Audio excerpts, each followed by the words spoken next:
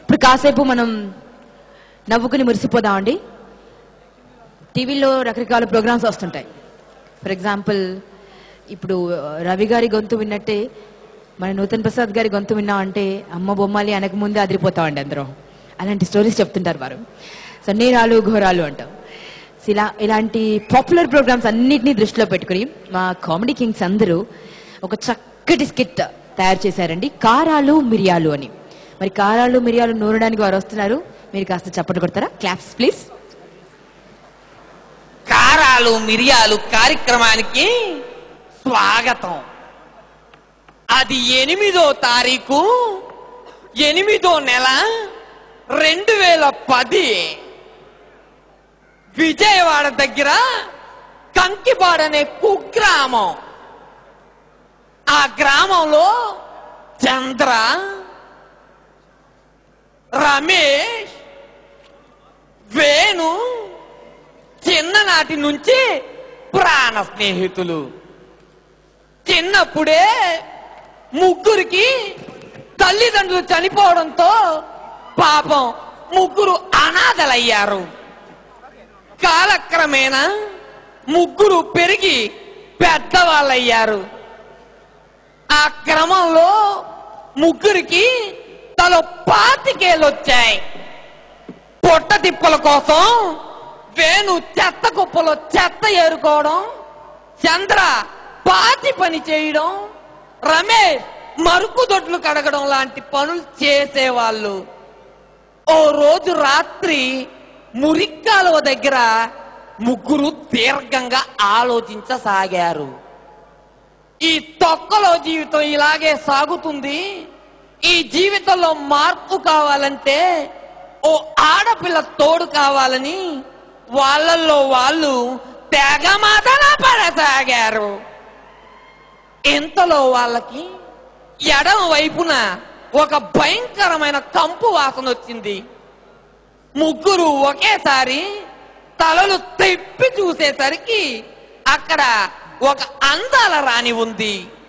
ఆ అందాల రాణి పేరు వెంకాయమ్మ. వెంకాయమ్మ ఈ ముగ్గురిని చూసి చాలా నెమ్మదిగా 48 ఫ్రేమ్స్ లో వాళ్ళ దగ్గరికి రాసాగింది. ఆ ముగ్గురు ఆ అమ్మాయిని తదేకంగా చూడసాగారు. క్షణాల్లో ఆ అమ్మాయి వాళ్ళ ముందు బొచ్చ పెట్టింది. ఒక్కసారి కంగు తిన్న ఆ ముగ్గురు ఒకరి ముఖాలు ఒకరు చూడసాగారు. వీళ్ళు కూడా నా బాపతే అనుకుని వాళ్ళ చెయ్యి పట్టుకొని తన ప్యాలెస్ కి తీసుకెళ్ళింది.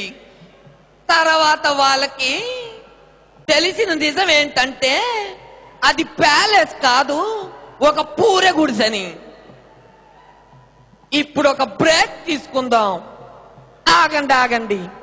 యాడ్స్ ఎవరు స్పాన్సర్ చేయట్లేదు కనుక మనం మళ్ళీ కంటిన్యూ చేద్దాం.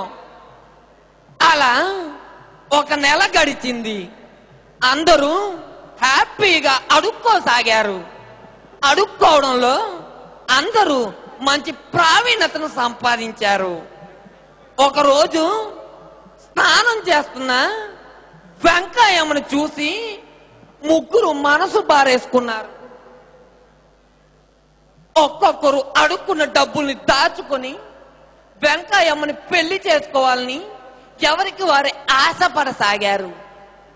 యథావిధిగా మరుసటి రోజు ముగ్గురు అడుక్కోవడానికి బయలుదేరారు. ఇంతలో రమేష్ కడుపు నొప్పి సాకుతో నేను రాలేను, మీరు వెళ్ళండి అని మిగతా వారిని నమ్మించాడు. ఇదే అదనుగా తీసుకున్న రమేష్ వెంకాయమ్మకి తన మనసులోని మాట చెప్పాడు. అది విన్న వెంకాయమ్మ మౌనంగా ఉండిపోయింది. తర్వాత రోజు అదే కడుపు నొప్పి సాకుతో ఉండిపోయిన చంద్ర తన మనసులోని మాట వెంకాయమ్మకి చెప్పాడు. అది విన్న వెంకాయమ్మ మళ్ళీ మౌనంగా ఉండిపోయింది. ఈ సంగతి చాటుగా విన్న వేణుకి కడుపు నొప్పి రాలేదు, కానీ గుండె నొప్పి వచ్చినంత పని అయింది. ఎలాగైనా వాళ్ళిద్దరిని చంపితే వెంకాయమ్మ తన సొంతం అవుతుందని నిర్ణయించుకున్నాడు.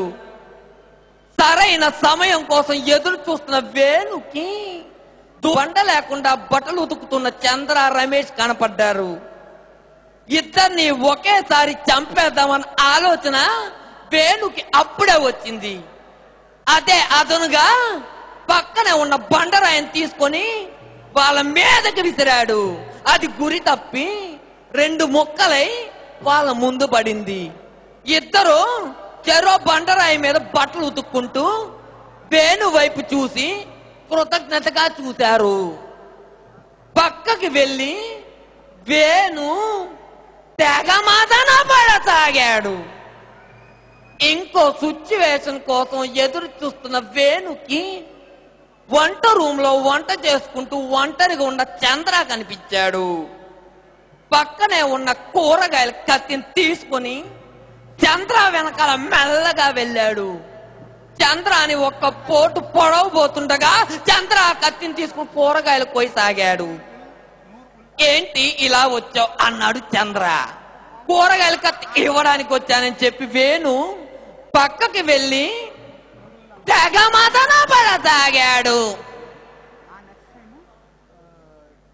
ఆ రాత్రి వచ్చాను భువనానికి గాలినైపోతాను గగనానికి అన్నారు ఆయన.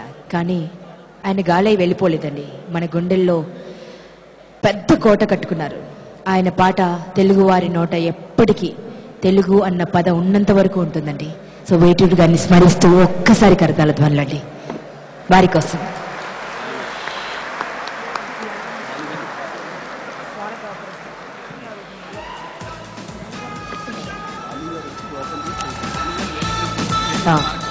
మరి ఈ స్మారక పురస్కారం, వేటూరి స్మారక పురస్కారం అనౌన్స్ చేయవలసిందిగా ఇంతకంటే గొప్ప వ్యక్తి ఎవరుంటారండి ఈ మాటను అనౌన్స్ చేయడానికి? గాన గంధర్వుడు, మనందరి కోసమే పుట్టాడేమో, అమృతం తాగి పుట్టాడేమో, వారే మన ఫేవరెట్ ఎస్పి బాలసుబ్రహ్మణ్యం గారు. సో వారిని ఒక్కసారి స్టేజ్ పైకి అనౌన్స్ చేస్తారు. ఈ అవార్డుని అనౌన్స్ చేయడం కోసం సాదరంగా ఇన్వైట్ చేస్తున్నాం అండి.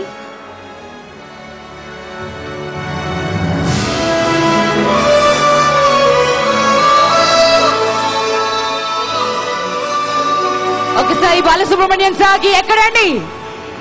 సరిపోదు సరిపోదు సరిపోదు, చప్పట్ల వర్షం కురవాలండి, వర్షం.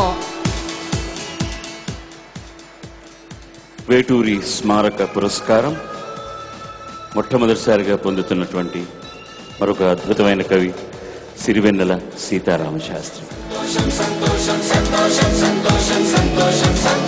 కళ్ళున్న వాడల్లా చూడగలడు, కాళ్ళున్న వాడల్లా నడవగలడు, కానీ చేతులున్న ప్రతివాడు రాయలేడండి. మేధావి అంటే ఎవరు? స్పష్టంగా చూడగలిగిన వాడు.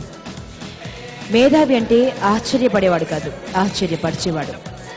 సిరివెన్నెల కురిపించిన, స్వర్ణ కమలం వికసించిన, రుద్రవీణ పలికించిన తెలుగు సినిమా పాటల పూతోటలో మహాత్మా, అది మీకే సాధ్యం. అందుకే అందుకోండి వేటూరి స్మారక పురస్కారం.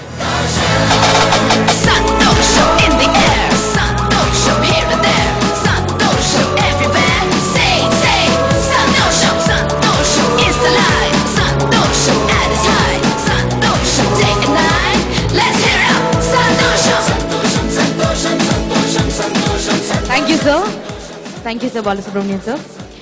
సీతారామ శాస్త్రి గారు, సిరివెన్నెల సీతారామ శాస్త్రి గారు మాపై వెన్నెల కురిపించారు వారి మాటల ద్వారా. అందరికీ నమస్కారం. నాకు వచ్చిన అవార్డులన్నిటిలోకి అతి ముఖ్యమైనది, ప్రాణప్రదమైనది అవార్డు. ఆ మాట మిత్రుడు సురేష్ కొండేటికి చెప్పి ఈ సమావేశానికి వచ్చాను. అంతేకాదు, క్రోనలాజికల్ ఆర్డర్ ఎట్లా ఉన్నా ఈ అవార్డుని నేను తొలి అవార్డుగా కూడా భావిస్తాను. కారణం ఏంటంటే, పితృతుల్యులు శ్రీ వేటూరి సుందరరామమూర్తి గారు అన్న వ్యక్తి కానీ, ఆ పేరు కానీ, వారు రాసిన పాట కానీ నేను విని ఉండకపోతే బహుశా నా చిత్రగీత రచయితగా నా ప్రయాణం ప్రారంభం అయి ఉండేది కాదేమో. మొట్టమొదటిసారి వారి పాటలు విన్న తర్వాత అది నాలో కలిగించిన స్ఫూర్తి ఈరోజు నన్ను మీ ముందర ఇట్లా నిలిపింది.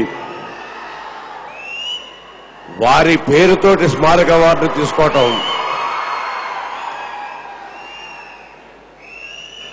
సంతోషంగా ఉంది అని చెప్పలేని కారణం ఏమిటంటే, ప్రతిభలో కానీ పాండిత్యంలో కానీ పాట రాసే పాటలలో కానీ అప్పుడే ఆయనంత పెద్దవారేమీ అయిపోలేదు. ఇంకా చాలా 10 కాలాల పాటు పాటలు రాయగలిగినటువంటి మహత్తరమైనటువంటి శక్తి కలిగిన ప్రతిభామూర్తి ఒక విధంగా మధ్యలోనే ప్రయాణాన్ని పూర్తి చేశారన్న బాధ, ఇంతలోనే ఆయన తాలూకు స్మారక అవార్డు అందుకోవలసి రావటం, ఈ సంతోషం వెనకాల కొంత సంతాపాన్ని కూడా ఉంటుంది. కాకపోతే వేటూరి గారి స్ఫూర్తి చిరకాలం ఉంటుందని, అది వర్తమాన భవిష్యత్ తరాల్లో మరిన్ని దివ్యలు వెలిగిస్తుందనే సంకల్పంతో ఆయన పేరుతోటి స్థాపించినటువంటి ఈ అవార్డు స్థాపించిన సంతోషం యాజమాన్యానికి, సురేష్ కొండేటికి నా ధన్యవాదాలు తెలుపుతున్నాను. చాలా సంతోషం. Thank you.